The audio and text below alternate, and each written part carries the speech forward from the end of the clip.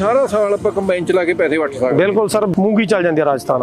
ਅੱਛਾ ਜੀ। ਨਹੀਂ ਰਾਜਸਥਾਨ ਮੂੰਗੀ ਵੱਢਣੀ ਸਰ, ਉੜਦ ਵੱਢ ਲਓ, ਲਲਿਤਪੁਰ ਬਾਗ ਜੋ ਉੜਦ ਵੱਢ ਲਓ ਸਰ। ਉੜਦਾਂ ਤੋਂ ਬਾਅਦ ਸੋਇਆਬੀਨ ਹੁੰਦੀ ਹੈ ਜੀ, MP ਦੇ ਵਿੱਚ ਸੋਇਆਬੀਨ ਵੱਢ ਲਓ ਸਰ। ਉਦੋਂ ਬਾਅਦ ਝੋਨਾ ਹੋ ਜਾਂਦਾ ਜੀ, ਜਬਲਪੁਰ ਝੋਨਾ ਹੋ ਜਾਂਦਾ, ਜਬਲਪੁਰ ਝੋਨਾ ਛੱਤੀਸਗੜ੍ਹ ਵਗ ਜਾਓ।